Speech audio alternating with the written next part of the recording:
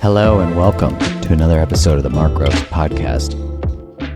For those of you I haven't had the honor of connecting with, I'm Kylie. This is my wife. I'm excited to be in this conversation with you as we kind of explore what is liberated love. We can't rely on just one person to meet all of our needs.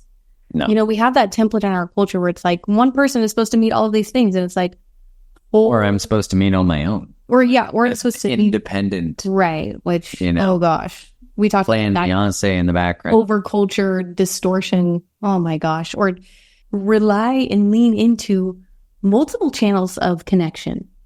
Like sisterhood, brotherhood. I remember when Mark and I got back together in Relationship 2.0, one of my main things for Mark and being in relationship with him was that he cultivates connection with other men, that he joins a men's group or creates a brotherhood or something. I was just like, you need another space where you can go to be resourced. And just like I needed to cultivate and heal my own sisterhood wounds so that I could be in relationship and resource from other women. It's like, this isn't just romantic, you know, and that's, I just felt called to share that is like the interdependence is a whole ecosystem of relationship that we're being invited into and healing, because codependence doesn't just show up in our romantic fields. They show up in our familial, in the familial, in our business and friends. And friends. And it's like friends who trigger you. I got to tell you, it's wild. Like when we started working through codependence in our relational dynamic and then in my family system, then it started to show up everywhere. And I was like, oh my gosh, I thought I started to notice it on the internet. You know, now I have a joke that for whatever wound you have, there's a troll for that. Right. Well, I felt on a planetary level. I remember talking to Mark. I was like, I feel like I'm healing codependency with the earth right now. Like, I'm not fully choosing to be here. We're extracting from it, like, and it's overgiving. It was just more so like, no, you're fully here. Like, you need to choose life. You need to choose being here on the earth at this time. Anyways, that's how deep it goes. It feels that deep to me at times. Yeah. So I wanted to touch on this idea of like, we're either a doormat or we're an island, right? We're either like giving everything or we're Mr. Independent. But what we're really saying is that at the core of a really healthy relationship and liberated love is the centering of yourself, which is different than being self-centered. Being self-centered is you at the cost of everything, even intimacy, connection, vulnerability, as where being centered in yourself is a reverence and regard for who you are as a human and what you need and want and what you want to create with your life, your dreams, your passions, your values. And when you're in when you have a deep sacred relationship and reverence for that within yourself, you have it for the people you're in relationship with. It's like when you discover boundaries, we talk about boundaries in the book too. When we discover boundaries, we start to honor other people's boundaries and we start to actually encourage people to have them. Like, boundaries are hot.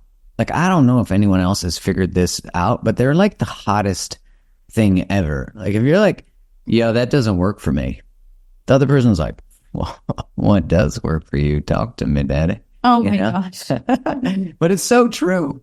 They're so hot. And when they're authentic, when they're like, I am a self and I've got my back. Because ultimately that's the thing you're asking yourself. It's like, do I have my own back? When my needs bump up against someone else's, can I acknowledge they have one? And right now it's in conflict with mine. Relationally, what we do is we figure out how to actually meet both if possible, or meet one and then the other, that no one loses. Yeah. And like, as you're describing that, the word that just keeps jumping into my consciousness is like, that's safety. Yeah. Like, safety to be who you are, safety to name what's here, safety to have needs, to be in a relationship, like, because I trust that you have your own back and that you're being authentic. So anything in the underbelly of that isn't present. Do you know what I mean? Does that make sense? Yeah. Like, there's no underlying narratives or hooks or misauthenticity.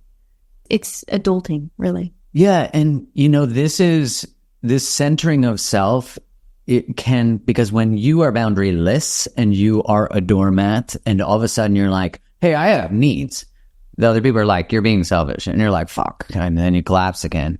because there's this fear. And Hilary Jacobs Hendel, I love how she referenced this, is that guilt is usually the emotion that makes us collapse, but we can actually learn how to increase our capacity to hold guilt without engaging in a behavior. So what we're saying is like, this is not a single layered thing. This is like, okay, let's look, and through the book, and we're talking about it now, you're getting a lot of this info, which is, where did we come from and why do we do what we do? And what do I want to create, and how do I change that? And how do I actually increase my capacity from a nervous system level and also connect with community, which what happens when you connect with a community is you start to unconsciously source support from them and regulate with them, and they make you more powerful. That's like why when you have people around you who are like, you got this, like we've got you. They might leave you, but we won't leave you and you won't leave you. And what we want for you, because sometimes in partnership, this is hard to create when our partnership has been around for a long time and has old patterns. This really kicks up stuff. Is that when we're around people who are like, we're not going anywhere. And like, we want to see you as powerful as possible. And I think for men, which I know there are some men on here, I would imagine that a lot of the men on here are probably more of the like people pleasy kind of side, but you might, as a male or a female or anything in between, identify with being more of the separating yourself or being afraid of other people's power. And when someone's a people pleaser, the other person is often extractive or taking from the people pleaser, not always consciously, but there is part of the role of creating equal eye to eye, no hierarchy, is that yes, one person has to stand up and raise their voice and find it and really stand as an adult. But the other one also has to step down a little bit from the position of power to create space and safety for the other person to step forward. Yeah. Does that make sense? Yeah. What you're saying is healthy hierarchy. Yeah. It's like healthy hierarchy. There's no exploitation of power dynamics. There's more of a mutuality instead of an exploitation. That's the difference. The energetic difference in my experience is like creating space for space. Creating space for space. Space is so healthy. It's also super hot. Like there is something very attractive about the distance between us and others, right? You know, so it's important. So through Kylie and I's own experience, so we were broken up for 9 months? 10 months. Yeah. That's what I was going to say. Just checking. And when we came back, Kylie messaged me and was like, hey, I'd love to have a coffee and chat, catch up. And she came over and she was like, look, I'm really interested in trying this again. And I'm ready. Like, I'm ready for that. And I remember saying, you know, we had conversations and I was like, I know you say you choose me now, but I don't believe you. Like, I don't trust what you're saying. And she was able to say, I hear that. So there is, when you break up and you get back together, there actually needs to be, on my side too, but like a restoration of trust, a restoration, repair, and atonement. And everybody has the right to whatever they need to do that to actually create the bedrock again, the foundation of the relationship.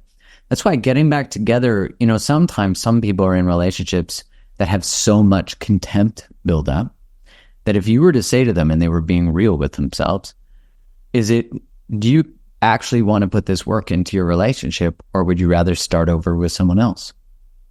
Sometimes people will say, I'd rather start over with someone else. That's true. I think everybody is capable of excavating, but not everybody wants to.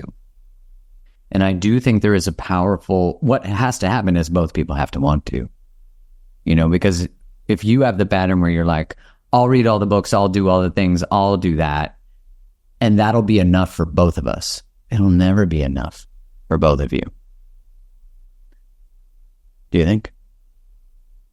No, not necessarily. Not if what you crave is liberated love. Right, exactly. If that's what you're after, then, you know, it requires two willing participants that are wanting to use truth, that are wanting to use connection and relationship as a tool for liberation. What about long-term friendships? People who've been around you a long time. Look, when you actually start to cultivate a deeper understanding of yourself, you will change all the relationships in your life. You'll probably change your relationship to food, to your body, because you really start to trust yourself, that you really start, the people around you are going to have to orient to you differently, especially if you're someone who has spent your life orbiting around other people, accommodating other people. And so when you start to actually become, I think millennials or what is the youngest? Gen Zs? I don't know. I'm old now. I think you're old when you do that reference that I just did. Oh. I walked uphill both ways in a snowstorm, but they call it main character energy. And I'm like, yeah, have main character energy. Have you ever written a script where you're the center of the script as opposed to like reacting to other people's roles? And I think that can kind of be poo-pooed on because it's seen as like narcissistic energy. Narcissistic energy is void of empathy and it's not relational. It's not, because all relationships, when they're healthy, are generating something. Yeah, it's not generative. And so this is this opportunity to step into your main character energy and really say, like, what do I want in this life? If you've been tuning into the podcast for a while, you already know how crazy I am about Cozy Earth. My wife and I don't just love their sheets, we're crazy about their loungewear too. And lately we've been obsessed with their waffle knit collection of pants, tees, and Henleys. Let me tell you, these waffle knits are a game changer. They're incredibly cozy, they're soft, and they provide the perfect balance of comfort and style. These are the types of loungewear that you can get away with actually wearing outside. It doesn't look like you gave up. It looks like you invested in yourself. Made from an eco-friendly blend of bamboo viscose, these waffle knits are not just comfy, they're breathable and they're temperature regulating. They're not heavy or hot. So whether you're lounging around, working from home, or on the move, they keep you feeling fresh and cool through hours of wear. Now the best part, Cozy Earth has a generous offer for our listeners. You get a massive 40% off all their products, from loungewear to luxurious sheets, towels, and more. Just head over to CozyEarth.com and use the code GROVES at checkout to save 40% off. That's CozyEarth.com and use the code GROVES for 40% off. What do you think? I think I love love. I love love. What a day to love. I mean, I do. I think love is, I think our hearts are really, catalyzing us collectively at this time, our hearts and souls, to ask these questions. They're sending us down pathways. They're transforming. They're transforming us. And yeah. The beautiful thing about love, about the heart, is it wants to flow. Love wants to be liberated. It wants you to heal your stuff. And I won't get too deep into my metaphor on dragonflies, but what happens with the dragonfly is it actually lives the majority of its life as a nymph, and it lives underwater. And when it emerges from the water, it actually doesn't live long as a dragonfly, which is kind of wild to think that it spends the majority of its life preparing. And then when it actually gets out of the water, I didn't know any of this, by the way, but I had a whole thing going on with the dragonfly that made me look it up. And it actually develops a new thorax and wings emerge from it, but it actually uses the water residue from its time in the water. So it like crawls out on a fucking stick. And could you imagine the call of that in its intuition? Like, I should walk up this fucking stick. And it's like, yeah, but it's also like, I've never walked on a stick. I've never left the water. And it's like, why am I doing this? But intuition and instinct is saying walk. So it walks out and it goes through this transformation that we know in the result for the human is it's one of the most beautiful flies or bugs or whatever you want to call it that we see, birds. But I say all that because, one, it uses the residue of its past life to transform, and it can't say no to it. And I tell you that because what is trying to emerge from you through the frictions of your relationships and your life is actually that. Is what's trying to emerge from you is a greater version of you. Even the fact that you're here means that you are being initiated. And in Francis Weller's work, he talks about how you know you're in an initiation. And the first one is the world you once knew no longer exists. The second is who you know yourself to be no longer makes sense. Mm. And the third is you can't go back. There's a reason you can't go back. You're supposed to. Right, exactly. And I think there's something so powerful about the recognition that it is actually a gift to yourself to become everything that is possible for you. It's actually a gift to your relationship that you become, and whoever is in your future, if you're single, that this is actually a true story of hope, a true story of possibility, that it's a gift to yourself, and which is a gift to others. And how you restore that trust to yourself is you keep your word to yourself. You keep small promises every day. You honor your intuition, your instincts. You feel your emotions. You honor your emotions. There's no self-minimization. There's no self-blame. There's no self-shaming. There's no self-hatred. There's a return back to honoring and having a reverential relationship with your whole sense of self so that more of you can come online.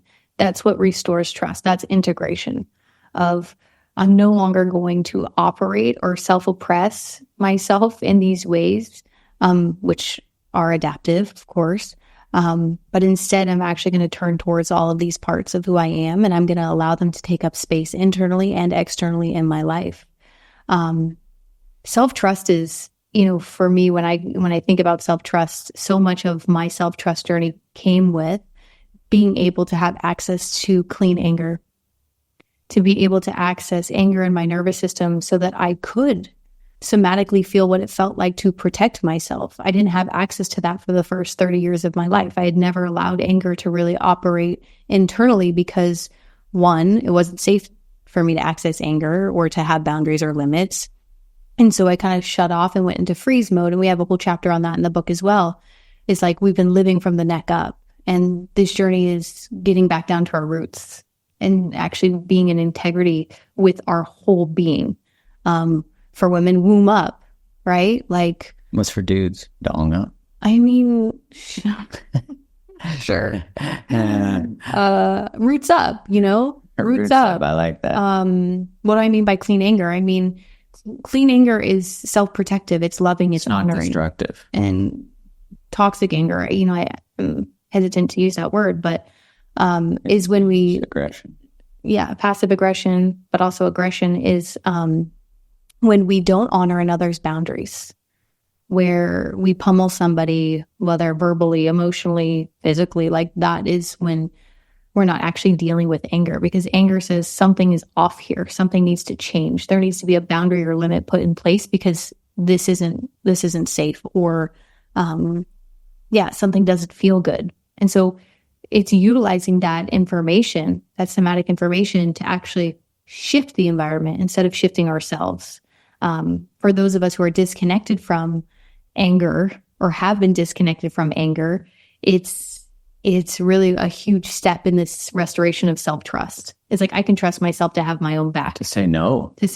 Yeah. And to put boundaries and limits in place. I can trust myself to advocate for my needs and to honor my body and my felt sense of what a yes is and what a no is. So I was going to say, thinking about that is like, you need access to anger, because what actually happens when you start to relate to it differently is you see that anger can be constructive. That clean anger is constructive. But if you look at your childhood and you go, how was anger? What was it like? What did it result in? Was it clean? Was it destructive? Was I on eggshells? We will often have a hard time being in relationship with anger because we don't know how to do it without doing that. So this is about increasing your, as Kai's talking about, your somatic nervous system capacity. Our book covers all this: how to resource yourself, how to change, how to increase your capacity, how to also do, because there's the logistical work, like the where does this come from? Mm-hmm. The importance of the where does this come from is that it allows you to have context to why you do what you do. And let me just tell you right now, there's nothing wrong with you. The reason you do what you do is actually the perfectly designed survival strategy to actually get you to this moment. So the reason I say that is because if you orient to your change and your transformation from the place of there's something broken in me and I need to fix it, that is shame. And we're saying there's nothing broken in you. There's an opportunity to change and transform, and your relationships are offering that. But the way you feel is. And that, I think, in a world that says, if you have sad feelings, if you, then there's something wrong with you. If you have anxiety, which, how do you not? Just turn on the fucking news, open your phone, have it feed you shit that makes you scared, right? And how do you not? Like, it just means you're paying attention. And so my point to you is that with drug companies that will quickly have you identify that you're broken and actually make it so you need to go take this thing, which I'm not saying there isn't a place for it, that when you actually have negative emotion, there's nothing wrong with you. It is that your environment is making you feel a certain way. And instead of teaching you that you're broken, we're saying you're actually incredibly wise. So what happens if you orient to the feelings you have from a place of wisdom? And it's actually inviting you to change your life and your circumstances. Gabor Mate, I remember watching a talk he gave at a psych conference, and it was on ADHD. And he said, ADHD is the fear of the present moment. And I thought, wow, what a fascinating way to actually see. Now, I think there's a lot of layers to this because we also have such short videos and short pieces of information that also reduce our ability to focus. Yeah, technology has completely changed our brain structures. Yeah, absolutely. It has. And so we have to actually take into account all these influences on us. And what we're saying to you is there's nothing wrong with you. Like, if you start to orient to the information that's coming up in your body, it is saying, how do we change? How do we transform?